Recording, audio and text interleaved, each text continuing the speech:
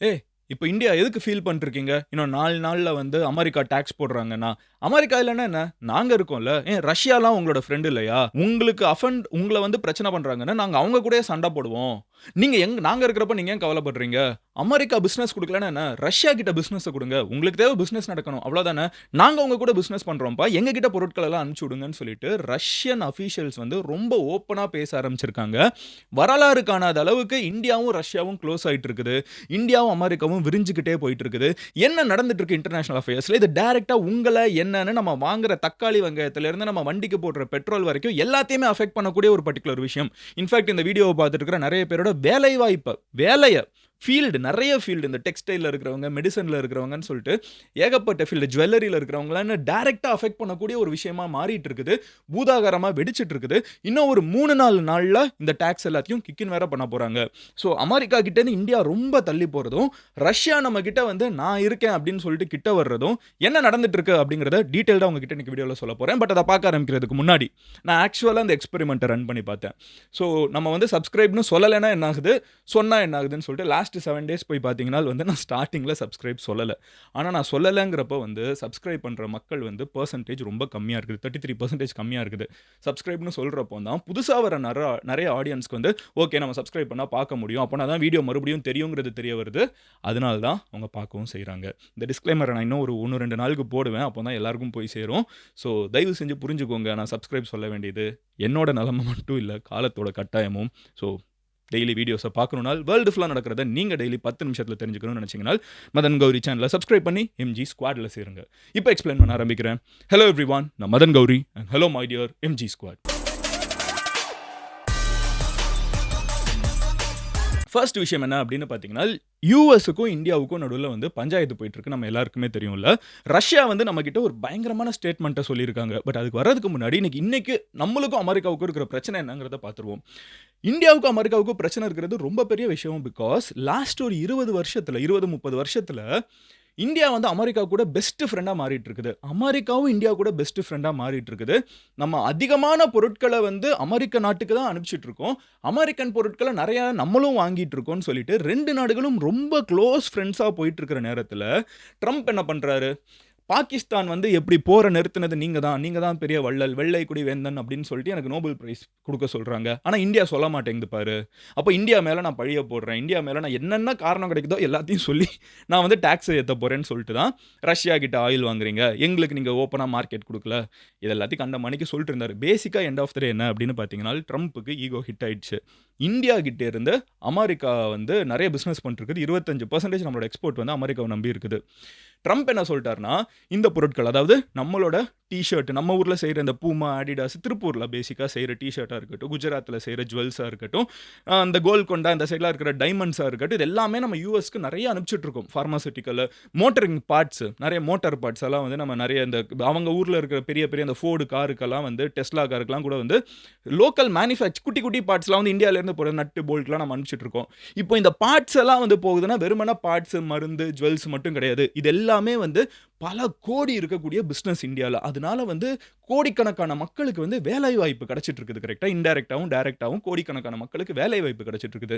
அப்ப நம்ம அமெரிக்காவுக்கு அனுப்புற ஒரு ஷர்ட்ல வந்து இங்க என்ன நடந்துட்டு இருக்குது? அத செய்றவங்க, அத ஓன் பண்றவங்க, அத ஒரு இடத்துல இருந்து இன்னொரு இடத்துக்கு போய் விடுற ட்ரக்குக்காரங்க, இதுக்கு நடுவுல வந்து இவங்களுக்கு போடுற டீ ஆத்தி குடுக்குறவங்கல இருந்து ஏகப்பட்ட பேருக்கு வேலைவாய்ப்பு அமெரிக்காவுக்கு நம்ம இந்த ஷர்ட் அனுப்புறதுனால கிடைச்சிட்டு இருக்கு. கரெக்ட்டா? இந்த மாதிரி எல்லா ஃபீல்ட்லயும் நடந்துட்டு இருக்குது. ட்ரம்ப் என்ன சொல்றாரு? ஓ! இந்தியாவுக்கும் எனக்கும் செட் ஆவல. இந்தியாவ நான் பெஸ்ட் ஃப்ரெண்டுன்னு நெனச்சு, நான் வந்து இந்தியா வந்து என்னைய நெறைய புகழ் படுவாங்க. நான் சொன்ன உடனே ரஷ்யாவோட ஃப்ரெண்ட்ஷிப்ப முறிச்சுப்பாங்க. நான் சொல்றதுக்கெல்லாம் சலாம் போடுவாங்கன்னு நெனச்சேன். ஆனா இந்தியா சலாம் போடல. அப்ப இந்தியா மேல டாக்ஸ் ஏத்து. இந்தியா மேல டாக்ஸ் ஏத்துறதுனால என்ன ஆகும்? இந்த சாதாரண மக்கள், பொதுமக்கள் வந்து டைரக்ட்டா பாதிக்கப்படுவாங்க. வேலைவாய்ப்பு கட் ஆகும். அப்போ இந்தியா வந்து நம்ம சொல்றத கேட்டு தான் ஆகணுங்கிற ஒரு வக்கரமான பிளான போட்டு தான் நம்ம மேல 50% டாக்ஸ் ஆல்ரெடி 25% டாக்ஸ் இன்னொரு ஒரு 25% டாக்ஸ் வர 27th இருந்து ஓகேவா? இன்னும் 4 நாள் தான் இருக்குது. இன்னைக்கு ஆல்மோஸ்ட் முடிஞ்சிருச்சு. ஸோ 24, 25, 26 3 நாள் தான் இருக்குது. 27ஆம் தேதி 12 மணிக்கு டாக்ஸ் விழ ஆரம்பிச்சிரும். ஸோ இது எல்லாத்தையுமே போட்டிருக்காங்க. ஓகேவா? மொத்தமா 50% டாக்ஸ். கம்பேரிசனுக்கு சொல்றேன். பாகிஸ்தான் யாரு? அவங்க ஊர்ல ட்வின் டவர்ஸ இடிச்சு, அவங்க ஊர்ல அத்தன பேர் இறந்து போனதுக்கு காரணமா இருந்த ஒசாமா பின் லேடன ஒளிச்சு வச்சிருந்த பாகிஸ்தான். அங்க தான் போய் கொன்னாங்க. ஸோ அந்த பாகிஸ்தானுக்கு 19% டாக்ஸ். இந்தியா என்னானாலும் அமெரிக்காவுக்கு சுந்தர் பிச்சையிலேருந்து சத்யா நடலேருந்து நம்ம ஊரில் ஐஐடி ஐஎம்ல படிக்க வச்ச எல்லாரையும் அவங்க ஊரில் இருக்கிற பெரிய பெரிய கம்பெனிக்கு சிஓவாக மாற்றி வச்சிருக்கிற இந்தியாவுக்கு 50% டேக்ஸ், பாகிஸ்தானுக்கு 14% டேக்ஸ், நம்மளுக்கு 50% tax. That is indirectly saying Americans வந்து இந்தியன் பொருட்களை வாங்காதீங்க. அமெரிக்க மக்கள் என்ன பண்ணுவாங்க, பொதுமக்கள் என்ன பண்ணுவாங்க? எங்க இருக்கிற இது வந்து ட்ரம்ப் கவர்மெண்ட் மேலே இருக்கிற நம்மளுக்கு கோவம். கரெக்டாக மொத்த அமெரிக்க மக்கள் கிடையாது. அமெரிக்க மக்கள் என்ன பண்ணுவாங்க, ஒரு கடைக்கு போகிறாங்க, ஒரு தங்கம் இருக்குது, ஒரு தங்கம் வந்து இப்போ பாகிஸ்தான்லேருந்து செஞ்சு வர்ற ஒரு ஜுவல்லுக்கு வந்து 100 ரூபாய் இருக்குன்னா, இந்தியாவிலேருந்து செஞ்சு வர அது 119 ரூபாய் இருக்குது. ஓகேவா? பாகிஸ்தான்லேருந்து வந்த ஒரு ஜுவல் வந்து 119 ரூபாய்க்கு இருக்குது. அதே ஜுவல் இந்தியாவில் அதே டிக்டோ அப்படியே இந்தியாவிலேருந்து செஞ்சு வந்தால் அதுக்கு 150 ரூபாய். இப்போ மக்கள் எதை வாங்குவாங்க, பாகிஸ்தான் இந்தியான்னு யோசிப்பாங்களா, எது காசு கம்மியாக இருக்குன்னு பார்ப்பாங்களா? ஸோ இன்டெரக்டாக என்ன ஆகும், இந்தியன் பொருட்களை அமெரிக்க மக்கள் வாங்குறது கம்மியாகும், இந்தியன் பிஸ்னஸ் அமெரிக்காவில் ரன் ஆகிறது கம்மியாகும். அதன் வெளிப்பாடாக இந்தியாவில் வேலை வாய்ப்பு அடி வாங்கும், இந்தியாவில் வேலை செய்கிறவங்களுக்கு சப்போர்ட் பண்ணக்கூடிய சுற்றி இருக்கிற ஈகோ சிஸ்டம் அடி வாங்கும். நான் சொன்ன மாதிரி அந்த கம்பெனி முன்னாடி டீ ஆத்திட்டு இருக்கிற அண்ணன் வரைக்கும் பாதிக்கப்படுவார். இது எல்லாத்தையும் கை வைக்கிற மாதிரி ட்ரம்ப் டேக்ஸை போட்டிருக்காரு. 27ஆம் தேதி வருது. கரெக்டா? இதுக்கு இந்தியன் கவர்மெண்ட் என்ன தெரியுமா சொல்லியிருக்குது, நாளாக இந்தியா வந்து பணிஞ்சிரும் அப்படின்னு நம்ம நினைக்கிறோம். ஆனால் இந்தியா வந்து பணிய போகிறது இல்லை அப்படின்னு சொல்லிட்டு நம்மளோட எக்ஸ்டர்னல் அஃபேர்ஸ் மினிஸ்டர் ஜெய்சங்கர் வந்து சொல்லியிருக்காரு. எங்களுக்குன்னு சில ரெட் லைன்ஸ் இருக்குது. என்னானாலும் எங்களோட விவசாயிகளும் எங்களோட சின்ன சின்ன கடையை வச்சிருக்கிறவங்களையும் நாங்கள் பாதிக்கிற மாதிரி ஒரு விஷயத்தை அலோவ் பண்ண மாட்டோம். ஏன்னா ட்ரம்ப் என்ன கேட்குறாரு, நீ வந்து உன் நாட்டுக்குள்ள என்னோட பொருட்களை வந்து ஃப்ரீ மார்க்கெட்டாக விடு, இந்தியாவில் இருக்கிற விவசாயிங்களுக்கு காம்படிஷனாக அமெரிக்கன் விவசாயிகளை இறக்கி விடு அப்படிங்கிறாரு. நம்ம இந்தியன் விவசாயி யார், ஒரு பழைய வயசான ஒரு தாத்தா ஒரு சின்ன ஒரு 10 சென்ட் இடத்துல வந்து கொஞ்சோண்டு தக்காளியை போட்டு அதை விளைய வச்சு அதில் காசு பாத்திர மாட்டோமான்னு ஏங்குற ஒருத்தரை வந்து அமெரிக்காவில் இருக்கக்கூடிய மிகப்பெரிய பண முதலைகள் hectares and hectares of acre கூட இல்லை, hectares and hectares of land வச்சிருக்கக்கூடிய மிகப்பெரிய ஏஏ அட்வான்ஸ்டான டெக்னாலஜி ஆர்டிஃபிஷியலி மேனிப்புலேட்டட் சீட்ஸ் இதெல்லாத்தையும் வச்சிருக்கிற அந்த பண முதலைகளோட இந்த தாத்தாவை மோத விடு அப்படின்னு சொல்லிட்டு ட்ரம்ப் சொல்கிறாரு. இந்தியா முடியாதுங்கிறாங்க. அதனால தான் இந்த டேக்ஸ் இன்னும் ஏற்றுவோன்னு சொல்லிட்டு இருக்காங்க. என்னையை பொறுத்தளவுக்கு இது காரணம் இல்லைங்க. ட்ரம்ப் வந்து எண்ணெயை கை காமிச்சாங்க, ரஷ்யன் பிரசிடென்ட் போய் மீட் பண்ணிட்டு வந்தோடனே இப்போ இது இந்தியா வந்து எங்களுக்கு அன்ஃபேராக டேக்ஸ் வச்சிருக்கு, எதையாவது காரணம் சொல்லிட்டு இருப்பாரு. ட்ரம்ப்புக்கு எனக்கு தெரிஞ்ச கோர் பிரச்சனை வந்து ஈகோ பிரச்சனை.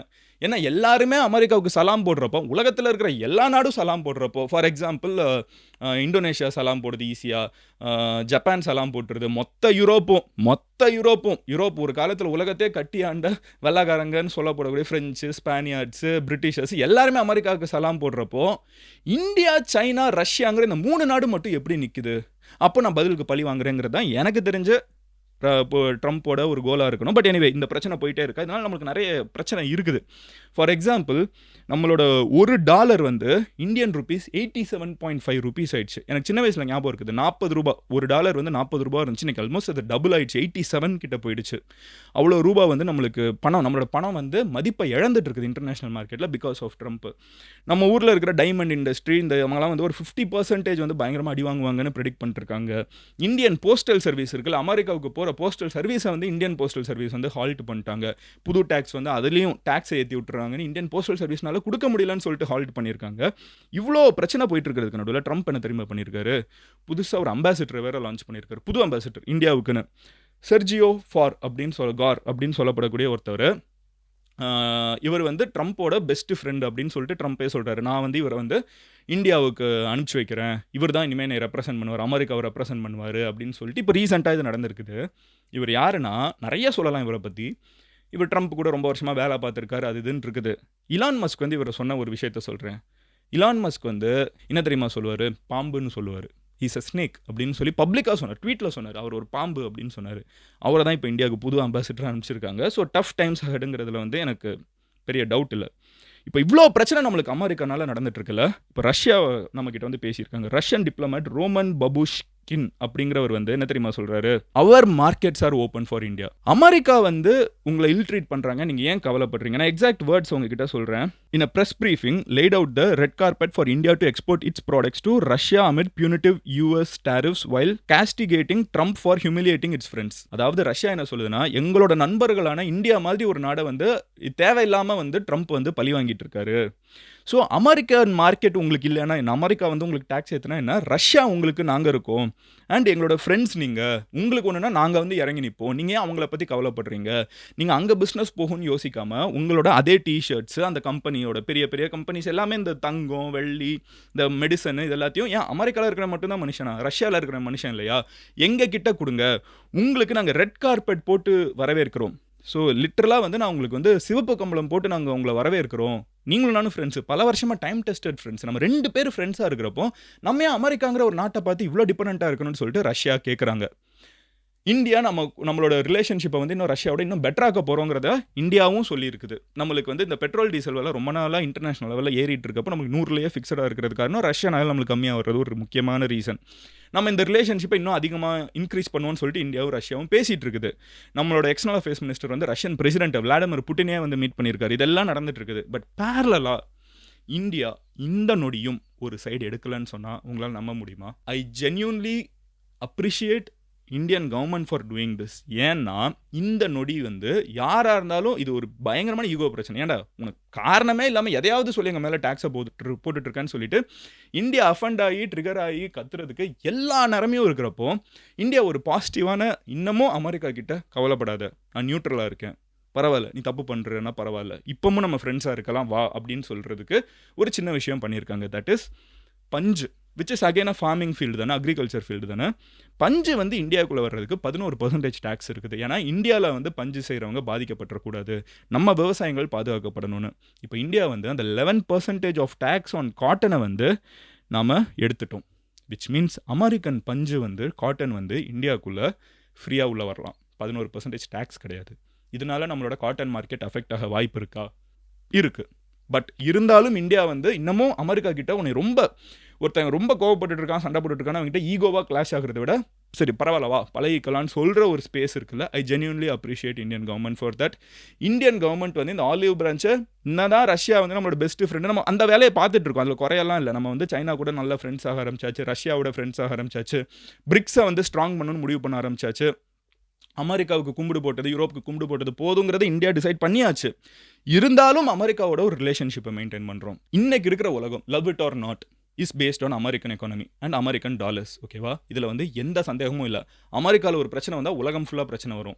அமெரிக்காவில் வந்து டாலருக்கு பிரச்சனை வந்துச்சுன்னா உலகத்தில் எல்லா நாட்டோட கரன்சிக்கும் பிரச்சனை வரும். நம்ம உடனே சண்டை போட்டுக்கிட்டு நான் இந்த சைடு நின்றுக்கிறேன்டா பார்ப்போம்டா, எத்தனை பேர் செத்தாலும் பரவாயில்ல, எத்தனை பேருக்கு வேலை போனாலும் பரவாயில்ல, இந்தியா உனக்கு எதிராக நிற்கும்னு சொல்கிறது இந்தியாவுக்கு நல்லதில்லை. அண்ட் இந்தியா அதை பண்ணவும் இல்லை. இந்த கவர்மெண்ட் அதை பண்ணலங்கிறத நம்ம அப்ரிஷியேட் பண்ணோம். ஸோ இந்தியா என்ன சொல்லியிருக்குன்னு பார்த்தீங்கன்னா, நான் உனக்கு கை கொடுக்குறேன், இங்கே பாரு நான் உனக்கு டேக்ஸை வந்து காட்டனில் எடுத்திருக்கேன், இப்போ டீல் பேசவா அப்படின்னு சொல்கிறாங்க. இப்போவும் அமெரிக்கா வரலன்னா இப்படியே நம்மளை தொல்லை பண்ணிக்கிட்டே இருந்தாங்கன்னா வேறு வழியெல்லாம் நம்ம ஆப்போசிட்டில் நின்று தான் ஆகணும். But we are trying our best to be neutral and to be friends with everyone. நம்மளுக்கு கடந்த 20-30 வருஷம் இந்தியா வந்து பயங்கரமாக ட்ரான்ஸ்ஃபார்ம் ஆகிருக்குது. நீங்களே யோசிச்சு பாருங்களேன், சின்ன வயசில் இருக்கிறப்போ இந்த வெளிநாட்டுக்கு போகிறதுங்கிறதுலாம் பெருசாக இருக்கும். இன்றைக்கி வெளிநாட்டில் இருக்கிறவங்களாம் இந்தியாவுக்கு வந்துட்டு இருக்கான். இந்தியாவில் இருக்கிறதா இன்றைக்கி பெருசு, இந்தியாவில் இருக்கிறதா இன்றைக்கி மாசு. இன்றைக்கி லிவிங் ஸ்டாண்டர்ட் வந்து அவ்வளோ அதிகமாக இருக்குது. நான் பர்சனலாக இப்போ ரீசெண்டாக நிறைய இடத்துக்குலாம் ட்ராவல் பண்ணுறப்ப பார்க்குறேன், இந்த துபாயில் இருக்கக்கூடிய ஜென்ரலாக துபாய் தான் வந்து அல்டிமேட் ஸ்பேஸ்லாம் சொல்லுவோம்ல. துபாயில் இருக்கக்கூடிய பெரிய பெரிய அப்பார்ட்மெண்ட்ஸில் இருக்கிற ஃபீச்சர்ஸை விட அதிகமாக நம்ம ஊரில் எனக்கு வர ஆரம்பிச்சிருச்சு. ஸோ இந்தியாங்கிற ஒரு நாட்டுக்குள்ளே நிறைய நாடுகள் இருக்குது. துபாய் இருக்குது, அமெரிக்கா இருக்குது, சிங்கப்பூர் இருக்குது, மலேசியா இருக்குது, சொமாலியாவும் இருக்குது. நான் இல்லைன்னு சொல்லலை. இந்தியாவுக்குள்ளே பல நாடுகள் இருக்குது, பல நாடோட எக்கனாமி இருக்குது. எல்லாமே உள்ளுக்குள்ளேயே நம்ம உருவாக்கிட்டு இருக்கிற அளவுக்கு இந்தியா இன்றைக்கி முன்னேறி போயிட்டு இருக்குது. இன்னமும் நம்ம வந்து அமெரிக்காவோட ஃப்ரெண்ட்ஸாகவும் இருக்கணும்னு நினைக்கிறது அமெரிக்காவை பார்த்து பயந்து கிடையாது, இந்தியாவோட பெருந்தன்மை. And at the same time அதில் வந்து கொஞ்சம் சேலஞ்சஸ் இருக்குது. நம்ம இமீடியட்டாக இதை தாண்டி நம்ம ஹேண்டில் பண்ண முடியும். பட் இமீடியட்டாக கொஞ்சம் பிரச்சனைகள் இருக்கும். அதனால இன்னும் அமெரிக்கா கூட ஃப்ரெண்ட்ஸாகவும் இருக்குங்கிறது, ஃப்ரெண்ட்ஸாக இருக்க ட்ரை பண்ணுறோம். ட்ரம்ப் என்ன பண்ணுறாருங்கிறத வெயிட் பண்ணி பார்ப்போம். இப்போ நம்ம இந்த காட்டனுக்கு வந்து டேக்ஸை கம்மி பண்ணியிருக்கோம்னு சொல்கிறேன்ல, இது ஒரு பயங்கரமான ஒரு விஷயம். இந்த நேரத்தில் ட்ரம்ப் வந்து இன்னும் 3 நாள் இருக்குது. இதை நிறைய டைம் இதுக்கு முன்னாடி பண்ணியிருக்காரு. இந்த மாதிரி லாஸ்ட் நொடியில் வந்து டேக்ஸை கேன்சல் பண்ணி விடுவார் ஒரு கண்ட்ரிக்கு, இல்லை பேசலாம் அப்படின்னு சொல்லிட்டு. இந்தியாவுக்கு அது பண்ணுவாருன்னு நினைக்கிறீங்களா? இல்லை இந்தியாவை இது வரைக்கும் எந்த நாட்டையும் பழிக்காத அளவுக்கு ரொம்ப கொடூரமாக 50% டேக்ஸ் அவங்களோட மொத்த கேட்டலாக்லேயே அமெரிக்கா வந்து வேறு எந்த நாட்டு மேலேயும் இவ்வளோ டேக்ஸ் போடல. இவ்வளோ கொடூரமான டேக்ஸை இந்தியாவில் வயிற்றுல அடித்தாலும் பரவாயில்லன்னு சொல்லி ட்ரம்ப் வந்து போடுவாருன்னு நினைக்கிறீங்களா? இல்லை லாஸ்ட் மினிட்ல கேன்சல் பண்ணுவாருன்னு நினைக்கிறீங்களா? நீங்கள் என்ன பண்ணுவாருன்னு நினைக்கிறீங்க? இந்த கமெண்ட்டில் சொல்லுங்கள். உங்கள் ஃப்ரெண்ட்ஸ் யாராவது இந்த ஃபீல்டில் இருக்காங்க, ஒரு ஜென்ரலாகவே வந்து த்ரில்லர் படம்லாம் பார்க்குறவங்க பிடிக்கும், இல்லை உங்கள் வீட்டில் வந்து அப்பா அம்மா யாராவது பயங்கரமாக இந்த இன்டர்நேஷனல் அஃபேர்ஸ்லாம் ஃபாலோ பண்ணுவாங்க, இல்லை வெளிநாட்டில் வாழ்கிறாங்க, ரெலவெண்ட்டான க்ரௌட் யாருன்னு உங்களுக்கே கரெக்டாக தெரியும், அப்படி யாராவது இருக்காங்கன்னா அவங்ககிட்ட இந்த வீடியோவை போய் ஷேர் பண்ணுங்கள். They will be happy that you shirt it to them. ஒரு சின்ன கன்சர்ன் தானே, இது உங்களுக்கு பிடிக்கும், அது உங்களுக்கு இது தெரியணும் அப்படின்னு சொல்கிறது வந்து அவங்களுக்கும் நம்மளோட பர்சனல் ரிலேஷன்ஷிப் பில்ட் பண்ண நல்லாயிருக்கும். So share it with people you care about. And நாளைக்கு உங்களோட வீடியோவில் பார்க்குறேன். நீங்கள் என்னை பர்சனலாக ஃபாலோ பண்ணணும்னு நினச்சிங்கன்னா இன்ஸ்டாகிராமில் இல்லை ட்விட்டரில், லிங்க்டின்ல, விச்எவர் சோஷியல் மீடியா ஒரு ஈவன் யூடியூப் எங்கனாலும் சப்ஸ்கிரைப் பண்ணி ஃபாலோ பண்ணிக்கோங்க. டிஎம் பண்ணுங்கள், இல்லை கமெண்ட் பண்ணுங்கள். கண்டிப்பாக உங்களோட மெசேஜஸை நான் வாசிக்கிறதுக்கான எல்லா முயற்சியும் நான் பண்ணுறேன். நாளைக்கு இன்னொரு வீடியோவில் பார்க்குறேன். Until then, bye. Madan Gauri signing off here. Love you all. Take care. Bye. Share it with people you care. Cheers.